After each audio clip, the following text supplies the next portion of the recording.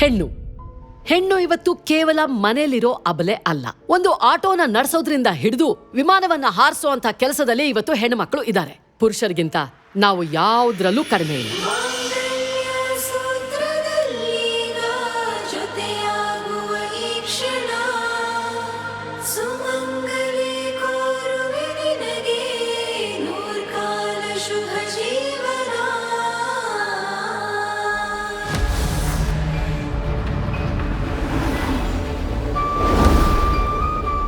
ನಾನು ಮೋಸ ಹೋದೆ ಪ್ರಕಾಶ್. ನನಗೀಗ ಡಿವೋರ್ಸ್ ಬೇಕು. ಅವನ್ನ ಅಷ್ಟು ಸುಲಭವಾಗಿ ಬಿಡಲ್ಲ ನಾನು. ಇಮಿಡಿಯೇಟ್ ಆಗಿ ಆಕ್ಷನ್ ತಗೊಳ್ಳೇಬೇಕು.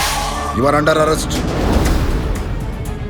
ಒಬ್ಬ ಗೋಮುಖ ವ್ಯಾಘ್ರನ ಬಣ್ಣ ಈಗ ಬಯಲಾಗಿದೆ. ಕಾವೇರಿ ಫಾರ್ಮಾಸ್ಯೂಟಿಕಲ್ಸ್ ಮಾಲೀಕ ವಿಲಾಸ್ ರಾವ್ ಅವರನ್ನು ಅವರ ಹೆಂಡತಿಯ ಮೇಲೆ ಹಲ್ಲೆ ಮಾಡಿರುವ ಪ್ರಕರಣದಲ್ಲಿ ಸೆಕ್ಷನ್ 307 ಮತ್ತು ಸೆಕ್ಷನ್ 498 ಅಡಿಯಲ್ಲಿ ನಿನ್ನೆ ರಾತ್ರಿ ಬಂಧಿಸಲಾಗಿದೆ. ಇಲ್ಲಿ ಹೆಣ್ಣಿನ ರಕ್ಷಣೆಗಾಗಿರೋ ಕಾನೂನನ್ನು ದುರ್ಬಳಕೆ ಮಾಡಿಕೊಳ್ಳೋ ಪ್ರಯತ್ನ ನಡೀತಾ ಇದೆ. ಸೆಕ್ಷನ್ 498 ಎ ಕೇಸನ್ನು ಯಾರಾದರೂ ಸುಮ್ಮನೆ ತನ್ನ ಗಂಡನ ಮೇಲೆ ಹಾಕಿ ತಮ್ಮ ಸಂಸಾರನ ತಾವೇ ಹಾಳು ಮಾಡ್ಕೋತಾರ ಇವರನ್ನ?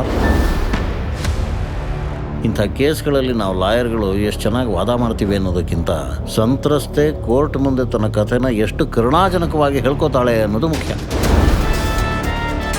ವಿಲಾಸ್ ರಾವ್ ಅವರು ತಮ್ಮ ಹೆಂಡತಿಯನ್ನು ದೈಹಿಕವಾಗಿ ಹಿಂಸಿಸಿರುವ ಒಬ್ಬ ಅಪಾಯಕಾರಿ ಕ್ರಿಮಿನಲ್. ಹೇಳ್ತಾ ಇರೋದಲ್ಲ ಕಟ್ಟುಕತೆ.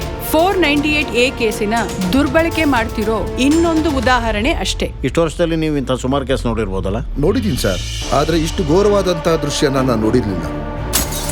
ಪಾಪ ಆಕಾಂಕ್ಷ ವಿಲಾಸ್ನ ಎಷ್ಟು ಪ್ರೀತಿ ಮಾಡ್ತಾ ಇದ್ಲು. ವಿಲಾಸ್ ರಾವ್ ಮುಂಚೆಯಿಂದಾನು ತುಂಬಾ ಅನುಮಾನದ ಮನುಷ್ಯ. ಆಮೇಲೆ ಅವಳ ಮೇಲೆ ಅನುಮಾನದಿಂದ ಅವಳು ಎಲ್ಲೋದ್ರಲ್ಲಿ ಫಾಲೋ ಮಾಡ್ತಾನೆ ಇದ್ದ. ಬೇಡ ಕಣ, ಅನುಮಾನ ಎಲ್ಲ ಒಳ್ಳೇದಲ್ಲ ಅಂತ ಹೇಳಿದ್ರು ಅವ್ನು ಕೇಳ್ತಿರ್ಲಿಲ್ಲ. ನೀವು ಒಂದ್ಸರ್ತಿ ನಿಮ್ಮ ಗಂಡನ ಕಟಕಟೆಯಲ್ಲಿ ನಿಲ್ಲಿಸಿದ ಮೇಲೆ 100ಕ್ಕೆ 100 ಸುಳ್ಳು ಸೇರಿಸಿ ಹೇಳಿದ್ರೆ ಮಾತ್ರ ಅವನನ್ನು ಜೈಲ್ಗಟ್ಟಕ್ಕೆ ಸಾಧ್ಯ.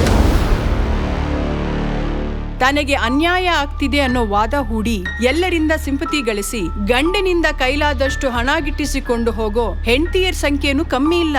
ಇಂಥ ಮಾನಸಿಕ ಕಿರುಕುಳದಿಂದ ಎಷ್ಟೋ ಅಮಾಯಕ ಗಂಡಂದಿರು ಆತ್ಮಹತ್ಯೆ ಮಾಡಿಕೊಂಡಿದ್ದೂ ಇದೆ. So it is not just me too your honour, it's men too. That's all your honour.